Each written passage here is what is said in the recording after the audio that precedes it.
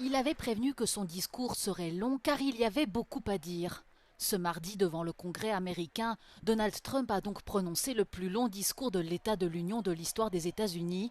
1h49, 10 minutes de plus que lors de son discours de l'an dernier, qui constituait déjà un record. Une allocution sur une Amérique en pleine renaissance depuis le retour du milliardaire au pouvoir. Le locataire de la Maison-Blanche a également taclé la Cour suprême qui vient d'invalider ses mesures répressives en matière d'immigration et ses droits de douane. Very unfortunate ruling. But the good news is that almost all countries and corporations want to keep the deal that they already made, right, Scott? Knowing that the legal power that I, as president, have to make a new deal could be far worse for them, and therefore they will continue to work along the same successful path that we had negotiated before the Supreme Court's unfortunate involvement. Tout au long de son discours, Donald Trump a attaqué ses adversaires du Parti démocrate. Le président américain a également vanté sa politique étrangère, notamment l'opération contre le dirigeant vénézuélien Nicolás Maduro, les frappes aériennes contre les capacités nucléaires iraniennes et les négociations en cours avec Téhéran. My preference is to solve this problem through diplomacy.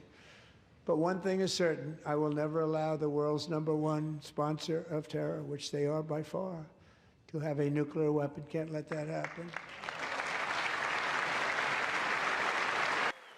Le président américain a aussi tenté à plusieurs reprises de faire appel au sentiment patriotique des deux parties avec des invités surprises, parmi lesquels des vétérans américains, un ancien prisonnier politique libéré au Venezuela et l'équipe masculine américaine de hockey sur glace médaillée d'or aux Jeux Olympiques.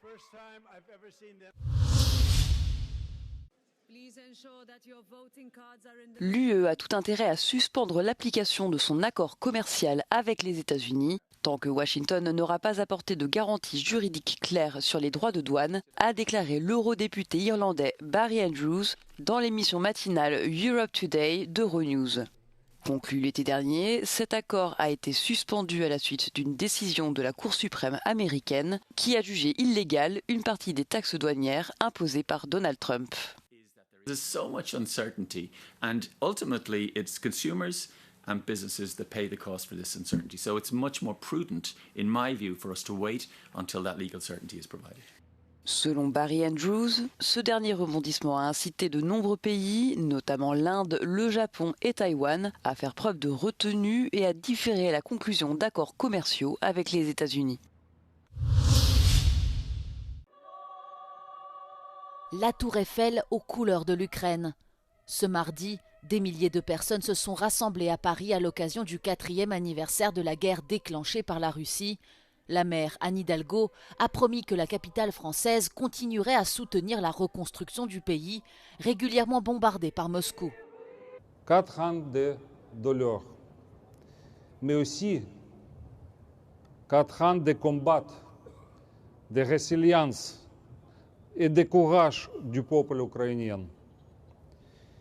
Une chose est sûre, le monde connaîtra les Ukrainiens comme des combattants et des vainqueurs. En Pologne, les manifestants ont également exprimé leur solidarité avec Kiev sur la place du château de Varsovie en brandissant des drapeaux ukrainiens et des pancartes. Une minute de silence a été tenue pour toutes les personnes mortes depuis le début de l'invasion russe. En Serbie, des militants anti-guerre se sont rassemblés dans le centre de Belgrade en soutien à Kiev. La police les a séparés des militants des groupes d'extrême droite qui manifestaient au même endroit. Depuis le début du conflit, le gouvernement d'Aleksandar Vučić a toujours maintenu une position ambiguë.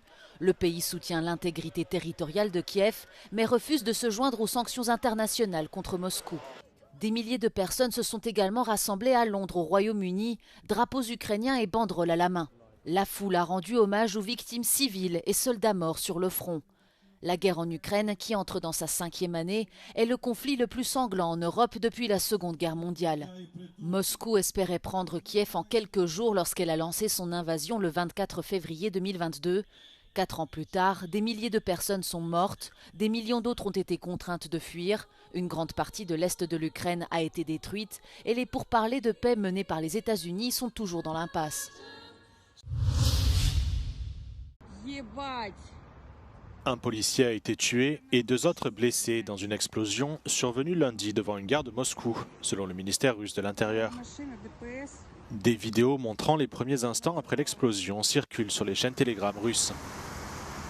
Le ministère a identifié le policier tué comme étant un lieutenant de 34 ans, inspecteur principal de la police routière qui avait rejoint les forces de l'ordre en 2019.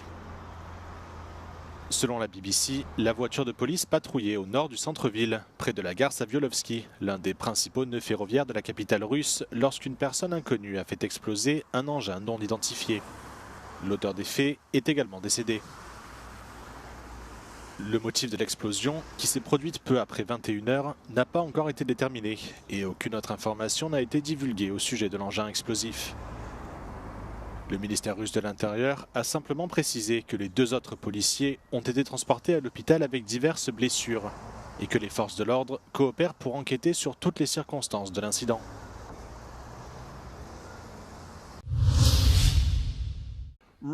Le gouvernement britannique va publier des documents confidentiels liés à la nomination de l'ancien prince Andrew au poste d'envoyé commercial suite à la pression exercée par les législateurs lors d'un débat parlementaire virulent.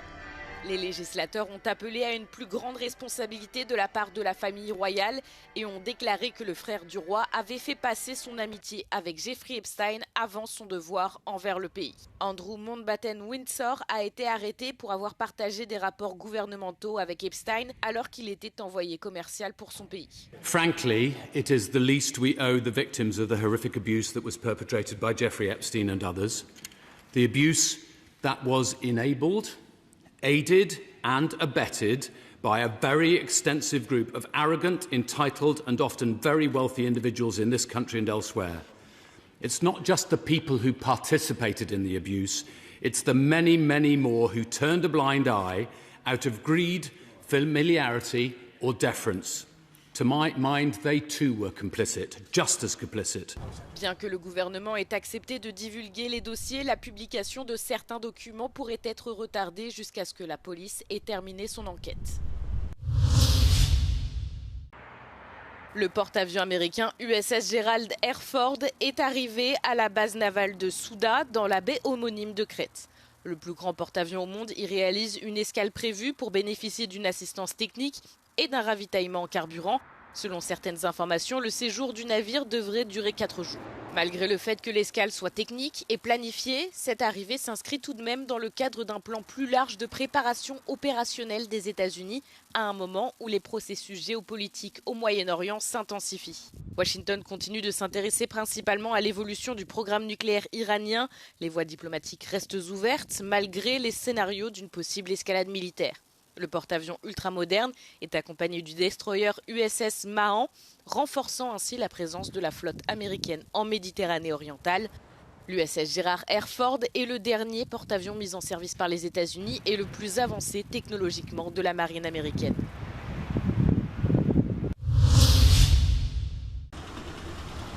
Les obsèques du militant d'extrême droite Quentin de Ranc ont eu lieu ce mardi en l'église Saint-Just, située dans le 5e arrondissement de Lyon. Outre sa famille, une trentaine de personnes étaient présentes. La messe, d'une durée d'1h30, a été célébrée en latin. Son inhumation aura lieu dans les prochains jours. Le lieu où reposera le jeune homme de 23 ans reste pour l'instant tenu secret, conformément aux souhaits de ses parents. Quentin de Ranc est mort le 14 février, 2 jours après avoir été violemment frappé au sol par plusieurs individus masqués en marge d'une conférence de l'eurodéputé LFI Rima Hassan. 7 suspects ont été depuis mis en examen pour homicide volontaire ou complicité, dont plusieurs liés à la Jeune Garde antifasciste, un mouvement d'extrême gauche pourtant dissous en 2025. Samedi, 3200 personnes se sont réunies tout près du lieu du lynchage lors d'une marche de 2 heures organisée en hommage au jeune homme. Le cortège, composé en grande partie de militants identitaires, a défilé dans une ambiance tendue mais encadrée par un important dispositif policier. Les organisateurs ont dénoncé un crime politique. Ce lundi, la série de 40 jours consécutifs de pluie en France a pris fin. Le dernier record avait été établi en 2023, lorsque le pays avait connu 32 jours consécutifs avec des précipitations. Mais ce n'est pas le seul record qui a été battu cette année. La semaine passée, le Service national français de surveillance des inondations a indiqué que l'humidité des sols avait atteint son niveau le plus élevé depuis le début des relevés en 1959. Et malgré des signes d'amélioration, les crues ne sont pas encore terminées, a indiqué Météo France. Il n'y a que 10 cm de descendu depuis 36 heures. Donc c'est vraiment une décrue très très lente. Et on s'attend seulement à 10 cm dans les 24 prochaines heures. Donc on est encore dans une situation très critique. Les fortes précipitations sont le résultat de tempêtes successives qui ont frappé l'ouest et le sud-ouest de l'Europe au cours des dernières semaines. Les scientifiques affirment que le dérèglement climatique induit par l'homme augmente la durée, l'intensité et la fréquence des phénomènes météorologiques extrêmes. Nous sommes au Canada dans un établissement de soins palliatifs près de Montréal. Rachel Fournier a 71 ans. Elle est atteinte d'un cancer du cerveau. Se sachant condamnée, elle a décidé de choisir l'heure de sa mort comme l'ont fait beaucoup d'autres Canadiens depuis près de 10 ans. Rachel est soulagée depuis que sa demande a été approuvée.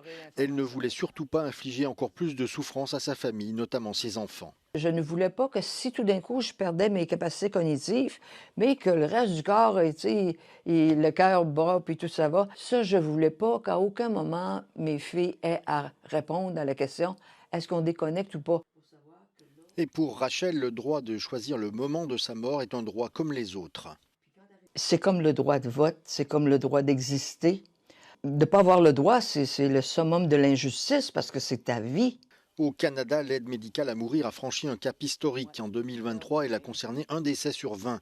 Légale depuis 2016 pour la fin de vie, cette pratique a été étendue en 2021 aux maladies graves non terminales. Et la loi pourrait encore changer dans l'année avec l'élargissement de ce droit aux personnes souffrant uniquement de troubles mentaux.